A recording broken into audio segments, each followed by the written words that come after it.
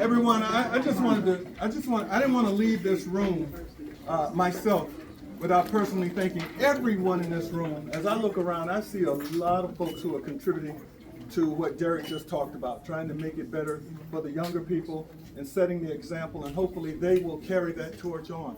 But I can't leave here without thanking Derrick and Terrence, because they have been doing what they have been doing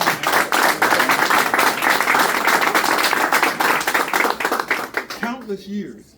And when Derrick first called me and talked to me about doing the rap and everything and doing this at Henry Ford, I asked him, I said, well, why aren't you doing yourself and Steve Smith? You know, because they're two of the most prominent and successful athletes to come out of Detroit in the last 50 or 60 years. And he said to me, nah, we gotta honor guys like yourself and guys who came earlier. We'll get to ours later. That says a lot. That says a lot. So I thank you. Thank you guys. And it's beautiful. And I'm very proud of the honor. Explain the story though on the refrigerator. Yeah. Tell the story. And no, y'all probably don't know that's Eddie Johnson, who played in the NBA too. Eddie Johnson played 17 years in the NBA. He was a big son. Sharpshooter, great player. That particular game occurred in 1979. At Michigan State, we were ranked number 1 in the country. Illinois was ranked number 3, and we were playing them in Champaign. And it was one of those games where they controlled tempo and held us down scoring. And it was tied with 3 seconds to go, and Eddie Johnson, the guy right there, hit a last-second shot to win the game. He likes to brag about that to this very day. But the thing that I remind him is that they were 15-0 after that game. We were 13-2. They won 4 more games the rest of the year. We went on and won the national championship.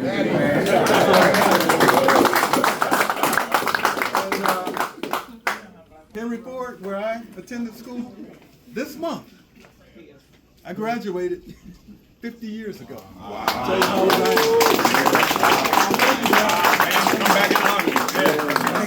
Great. All us don't know. What's the brand of those? There's a story there too. The gym shoes, those were Wilson Betas, and I'll tell you why I was wearing those. Back then, teams didn't have the shoe contracts where everybody had to wear the same shoe. You wore what you liked, what was comfortable, and those were not very attractive shoes. But the NCAA guidelines were so tight back then you couldn't do much of anything. But the Wilson Company came to East Lansing, and they sat down with myself, my teammate Urban Magic Johnson, and my roommate Ron Charles.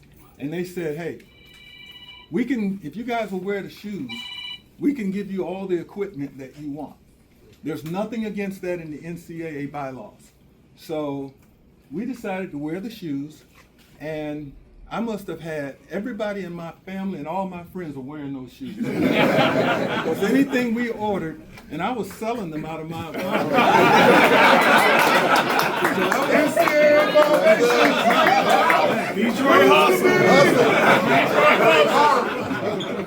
One of the most proud moments I had was when my dad, my mother and father, they came to every game I played in East Lansing and most every game I played on the road.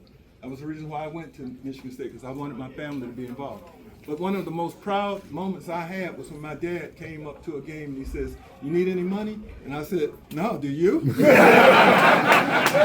have my own money. So that's the story behind those shoes. And I'll say this. When we got to the Final Four, a representative from Converse came to my hotel room, and Urban Johnson, and he opened up the suitcase and he put $4,000 in cash on my bed and $4,000 in cash on Urban's bed, and he says, "I just need you guys to wear Converse these last 2 games in the Final Four." And we looked at that money. It was more than either one of us had. But we had been wearing Betas all year and taking their equipment and all that stuff. They kept their word. We told the Converse guy, "We can't do it. Take your money." All right. Love you, man. Appreciate you. Love you, Thank you, Derrick. man. Appreciate you guys. Thank you coming all. out. Thank you. Man, Don't leave just yet. yeah, Yeah. we'll get some- We can do it right